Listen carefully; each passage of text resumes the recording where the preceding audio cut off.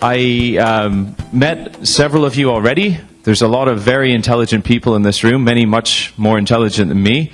But I have one advantage over you with this topic. I've been living overseas for actually most of my time since leaving University of Chicago, and hopefully that gives me a little bit of insight into what some people are thinking about around the world and what they think about you, what they think about agriculture in America. And I might just start off with saying they believe agriculture in America is leading the way, and that's something I don't think we often hear here back in the States. So this week, there's a lot happening. This is a big week if you're somebody focused on the Chinese market. There's a lot of talk about shifting power. There's a lot of talk about is it a trend of localization or is it a trend of protectionism? And of course, quite a bit of that comes back to this discussion here between these two guys. So Xi Jinping and Donald Trump will have their first chat. They'll be meeting, and it's quite interesting to me to see the slides that my Chinese colleagues put together and the talking points they had. They said this is universally seen as a way that the two largest economies in the world have a very stable relationship, and that the aim will be to improve mutual understanding. And of course, everything we see in the media is that Donald Trump is going to talk to them tough about North Korea and about this protectionist policies and about this currency manipulation. So I think it's interesting just to have maybe that use of the word frame that we had earlier to kind of think how these types of topics are framed in these different countries dramatically changes the way we perceive what is actually happening in our world. And I think my fundamental point, while trade has increased enormously since China opened up its economy, I think we always have to go back to what's in it for us. Is this really relevant or as relevant to our day-to-day activities as sometimes we perceive it to be in the media? So I would maybe like to reframe your ideas around China today away from a big threat towards the biggest opportunity and representative of many other opportunities that exist throughout Asia.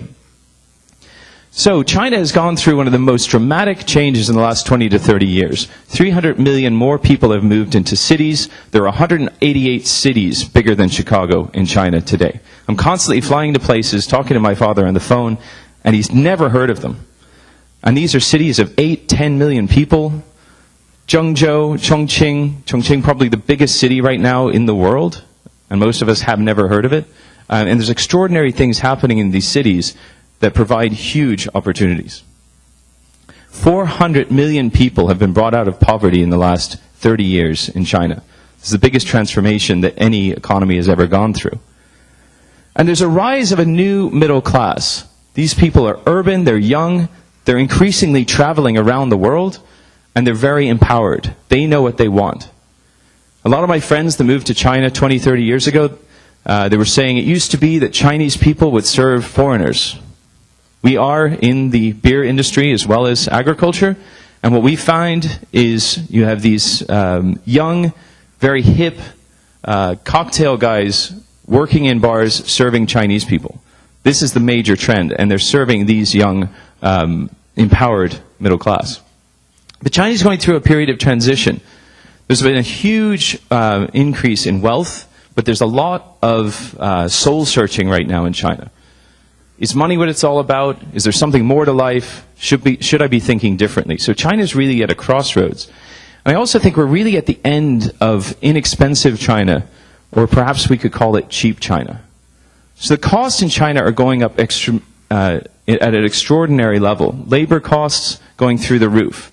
For my colleagues, if they don't get any salary increase each year, they're definitely out the door. And we're not talking about maybe 2% or cost of living. We're probably talking 10%. And if they did a really good job, probably more like 15 or 20%.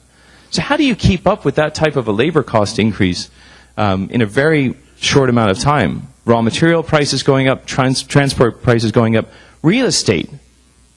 You cannot get married as a young man in China if you do not own an apartment. What do you think that's going to do to real estate prices? So you have parents putting all their savings into buying this young man an apartment in the hopes that they could possibly get that so precious thing, the grandchild. So all of these things are driving this economy in ways that I think it's difficult for us sometimes from the outside to understand. China previously was the factory of the world. And today, we had a question for a little while when we had our little economic slump in this country, was China the bank of the world? Or, as I would put it, is it still perhaps the biggest market opportunity? China has shifted from being an export market to being a consumption market. So this is now a place where the entire economy is focused on how can they provide the food and the products that their consumers want, not necessarily providing for what the rest of the world wants. I don't know how many of you travel to tourist destinations, but one thing you will see increasingly is big groups of Chinese tourists.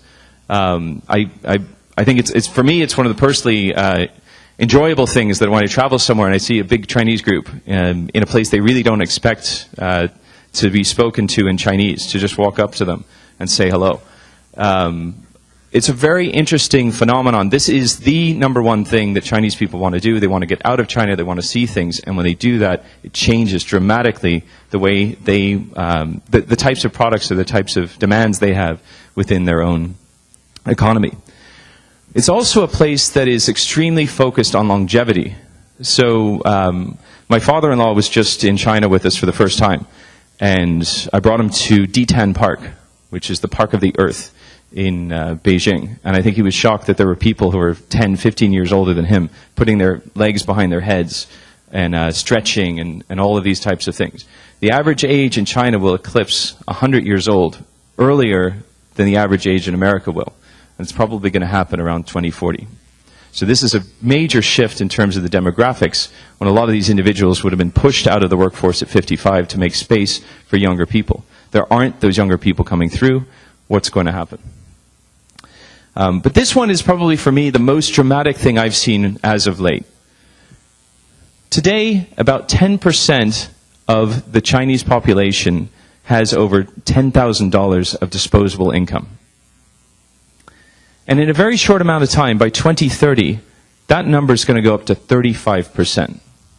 Now, that 25% increase is the equivalent of the US population. So all those individuals are going to have $10,000 in their pocket. They're suddenly moving into a middle class that we've never seen the size of before. This is essentially another European Union. So if we think what's happened thus far in China is big, what's about to happen is much, much bigger. We also see a repositioning of China in its own framework, in its way of positioning itself in the world. This is probably an event that none of you heard of. There was the APEC Economic Leaders Conference. This was held in Beijing. This was the biggest thing. They actually had a term that came out of this called APEC Blue. Because you may have heard in China, especially in Beijing, sometimes we don't have the nicest sky. It's a little bit smoggy. Well, during APEC, it was absolutely blue. And APEC Blue, the term in the young vernacular, became something that was so beautiful but fleeting. Because everybody knew that blue was going to be up in the sky for a little while and then gone. Because this meeting had such importance. But you see here Xi Jinping and his wife, and you can see kind of over here to the right, a guy named Barack Obama. So I think that's a very clear distinction. And if you look to his left, there's Vladimir Putin. So this was a positioning in terms of importance, in terms of position in the world, with China in the Middle Kingdom, back where it should be. But I think that there's also some other things taking place, and a different way perhaps of thinking of this.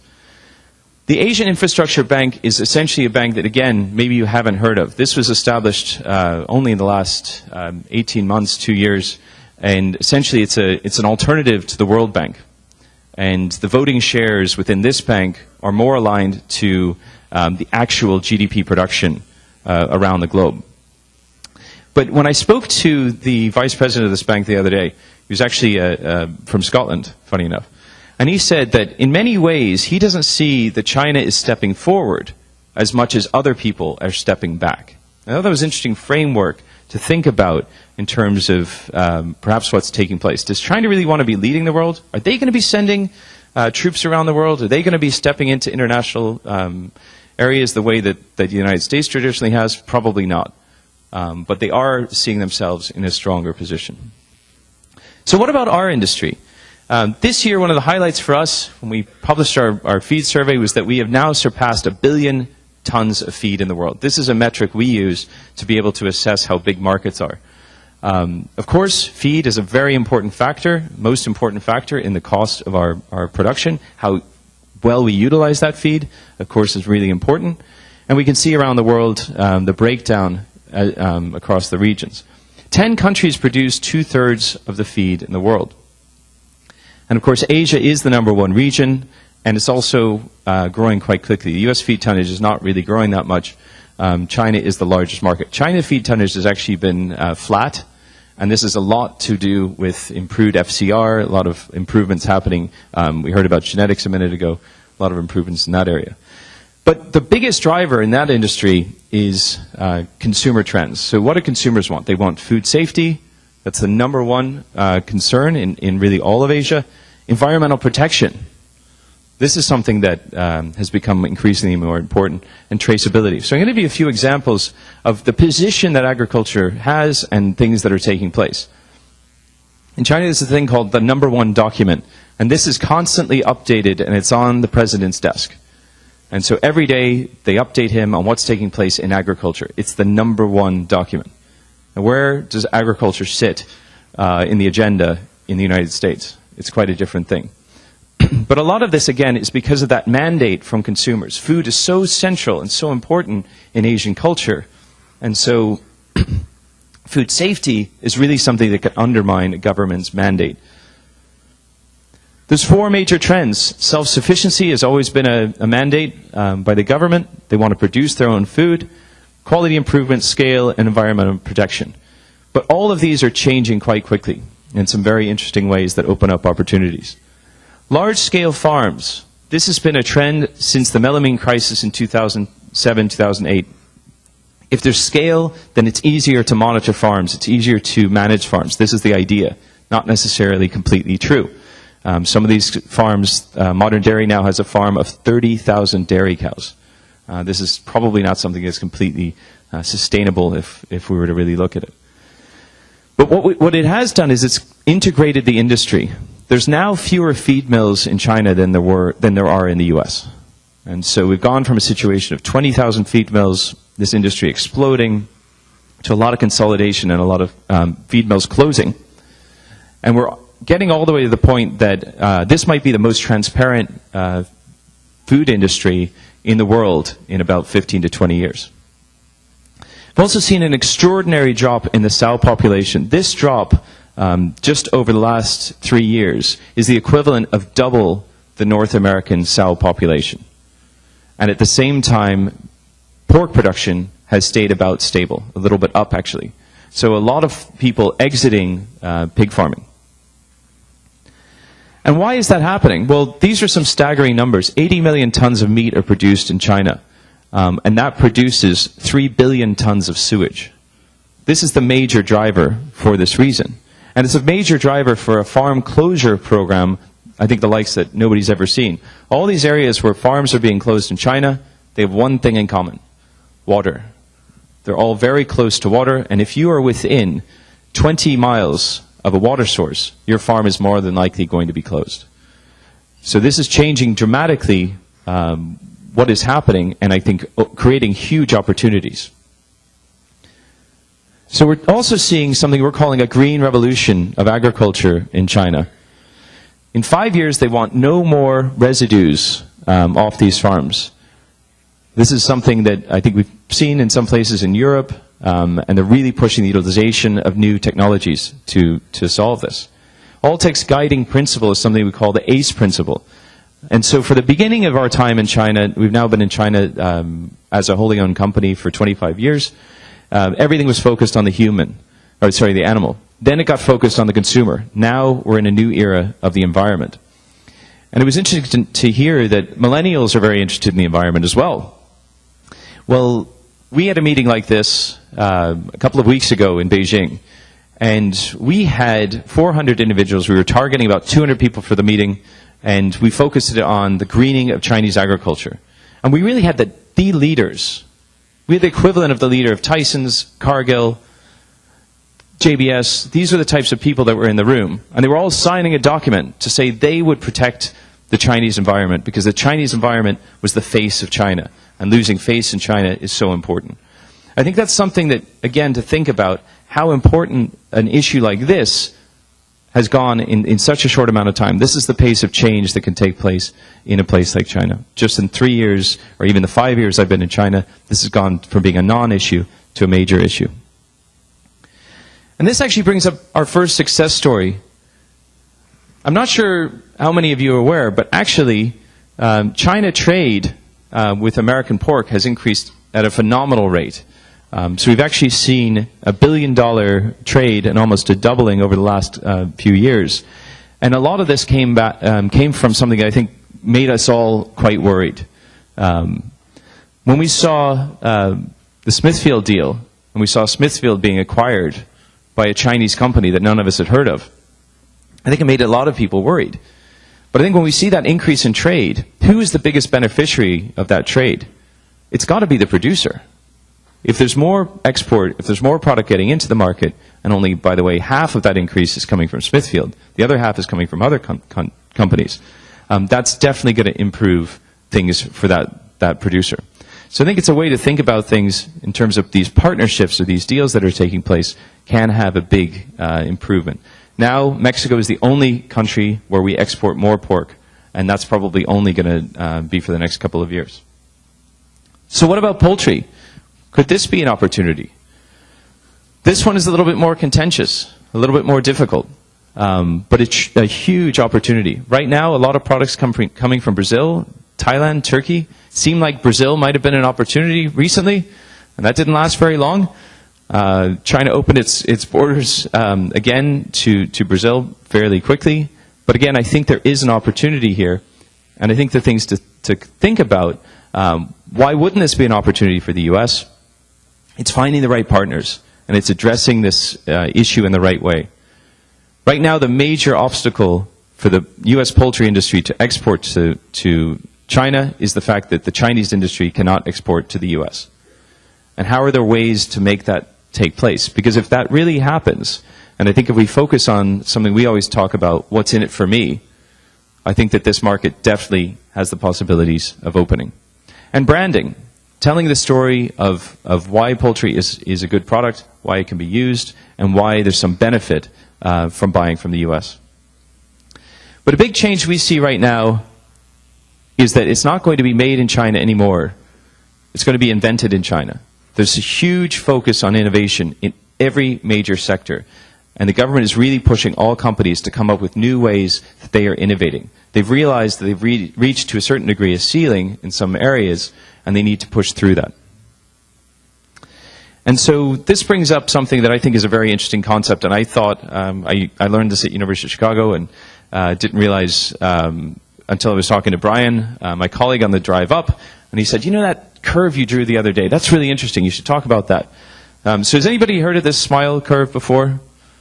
This is something that was put forward as essentially an area of saying, where is the value in a chain, in any sort of production chain?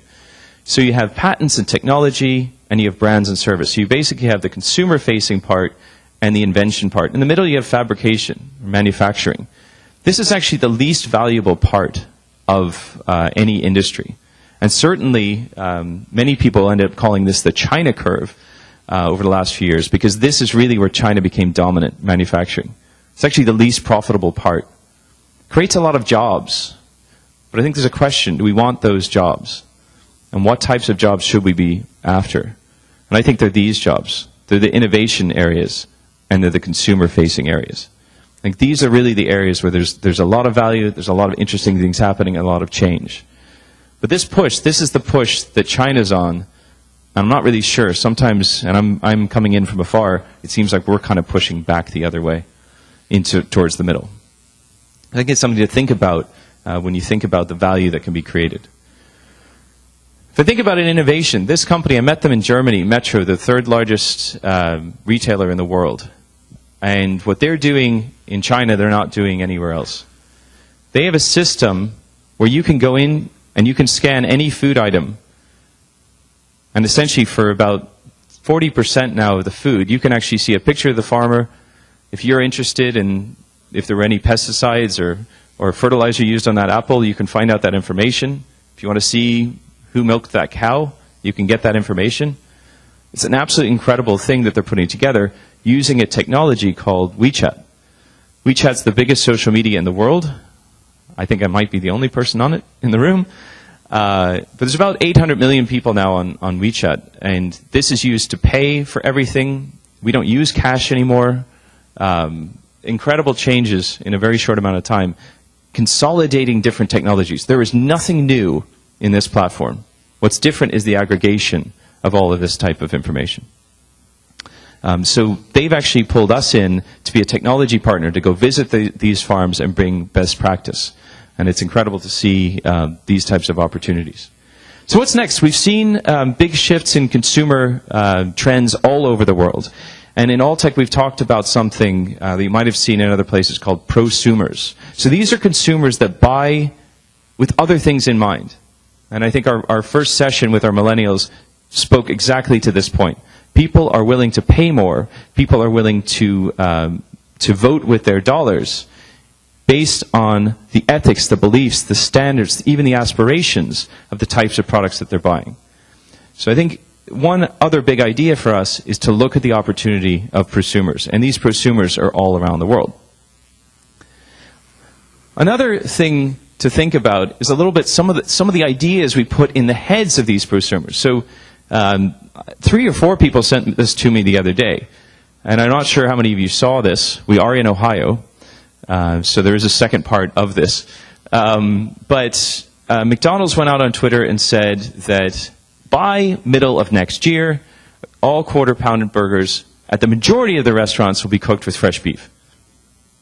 In a boardroom, that sounds like a pretty good message. I'm not sure it's so good on Twitter. Our local company, Wendy's, came back and said, so you're still using frozen beef in most of your burgers in all of your restaurants, asking for a friend. Very clever. But it spoke to me in a couple of ways. One, is this really the message that we're trying to get to consumers? And sure, Wendy's has this huge push on fresh beef, but was that the way to tackle this? But to me, it brought me back to a book you may have read, Escaping the Competitive Herd. And what we're essentially doing is taking incremental steps as opposed to taking a big leap. And I think that's kind of the type of thing that these prosumers are looking for. Can we make a bigger step forward as opposed to just having tit-for-tat additional features and benefits to our products?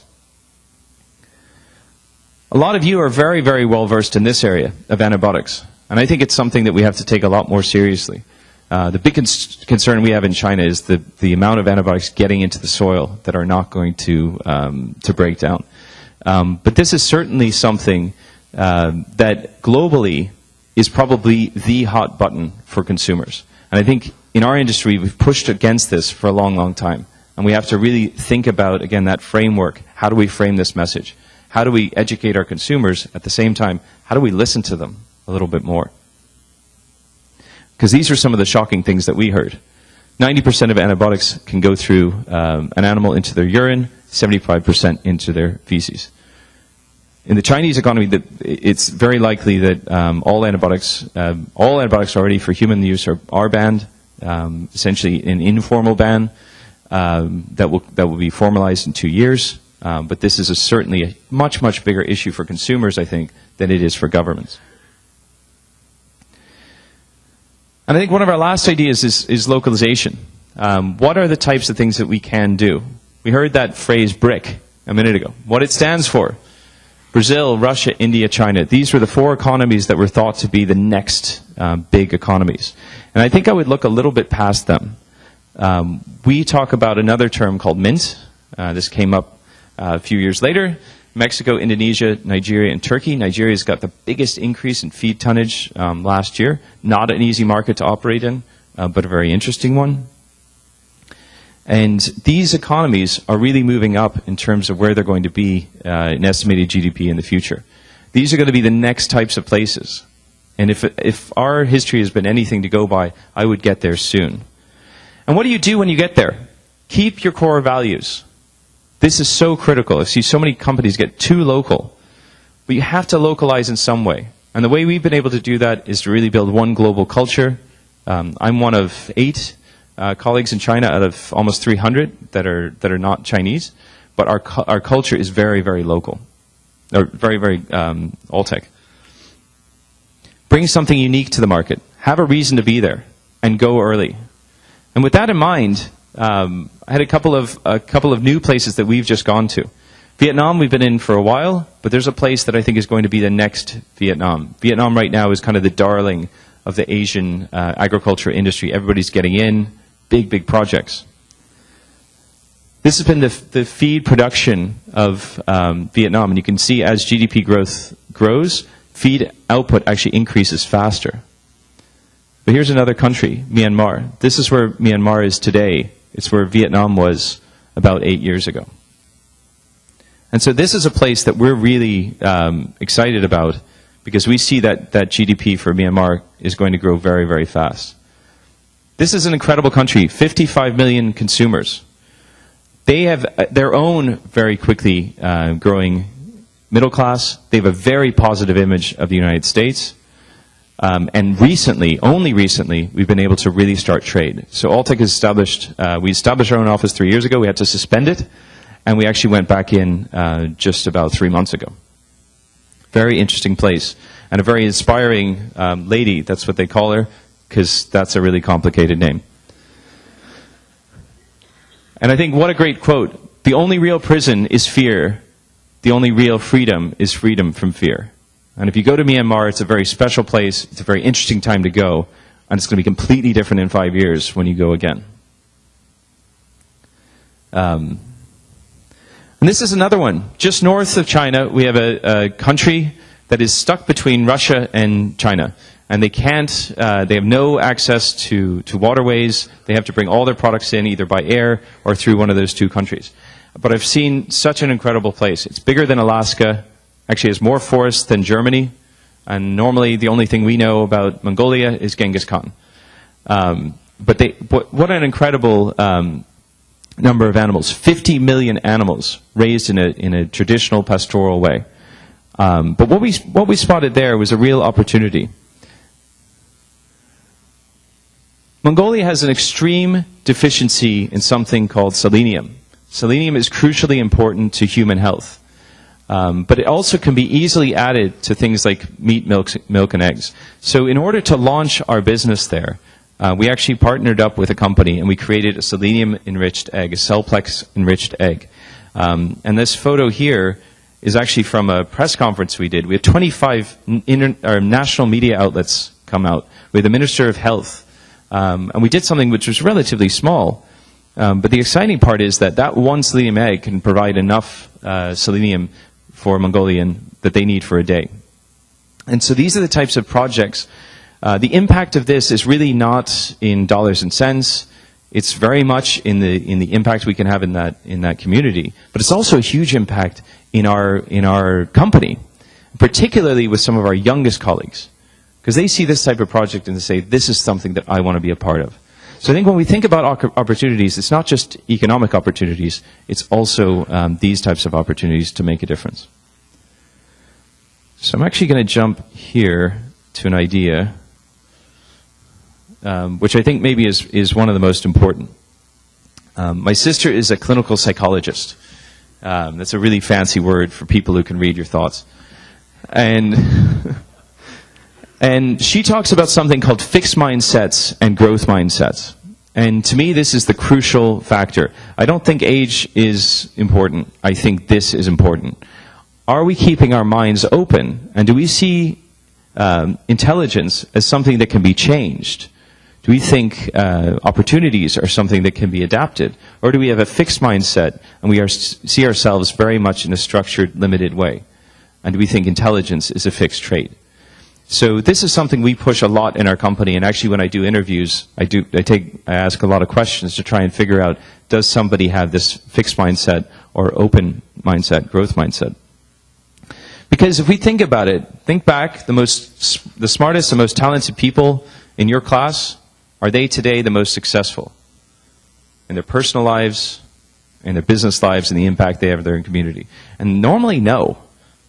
Normally it's not true because they get so caught up in showing that they're smart and getting stuck in this fixed mindset that they can't stretch themselves and they can't do new things. The other word we use is yet. So my Chinese is okay. It's not great yet. This is a very powerful word to kind of let myself off the hook and focus myself back on the growth mindset. U.S. agriculture has not experienced all the greatest opportunities yet, but I certainly believe that they're out there and that we will. Thank you.